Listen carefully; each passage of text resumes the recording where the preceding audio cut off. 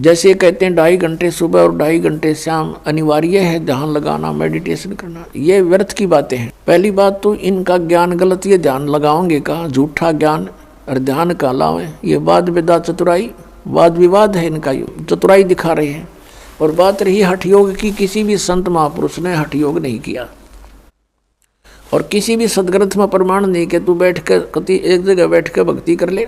श्रीमद् भगवद गीता अध्याय नंबर 3 के श्लोक नंबर 4, 5, 6 में स्पष्ट किया है कि अर्जुन, यदि तू काम छोड़ कर हठ योग करने लग गया, अगर तू कर्म सन्यासी हो गया, कर्म सन्यासी का अर्थ है काम छोड़ कर और एक जगह बैठ जा, चाहे जंगल में बैठा, चाहे कोई गुफा बना ले, या घर पर बैठ कर वो व्यर्थ प्रयत्न कर रहा है, तो फिर तेरा निर्वाह कैसे चलेगा?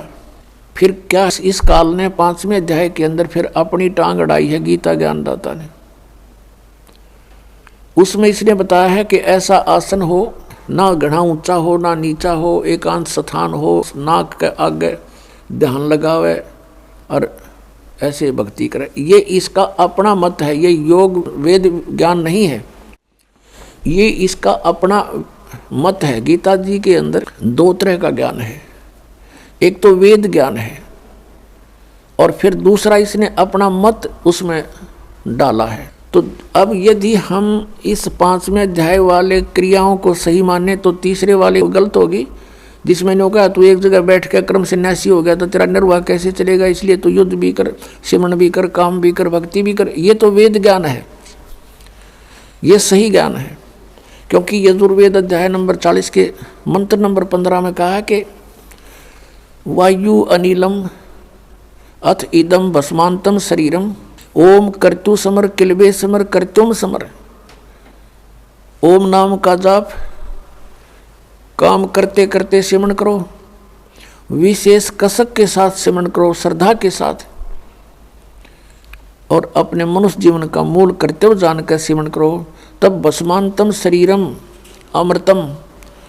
आपका जब शरीर छूटेगा, आपका जब शरीर अंत होगा, उस समय आपको जो ओम नाम से अमृतव प्राप्त होना है वो उससे ही प्राप्त होगा, जितना आप उससे अमर हो सकते हो। जैसे ओम नाम के जाप का साधक ब्रह्मलोक में जाता है, क्योंकि ये ब्रह्म की साधना है, और ब्रह्मलोक में जाने के बाद भी फिर ये वापस आता है।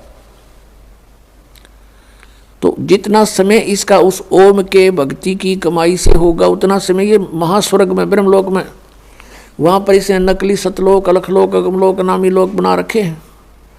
तो वहाँ ये प्राणी अपना उतने समय तक ये जन्म मृत्यु से बच जाता है, लेकिन फिर भी जन्म मृत्यु होती है। कहने का भाव ये है कि श्रीमद् भगवद गीता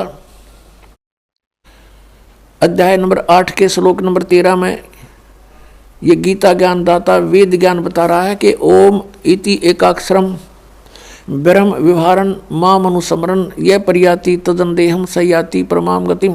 मुझ ब्रह्म का एक ओम मंत्र है और एक ओम अक्षर है, बस, नथिंग एल्स। इसका उच्चारण करता हुआ जो शरीर छोड़कर जाता है वो मेरे वाली इस ओम से मिलने वाली परम गति को प्राप्त होता है।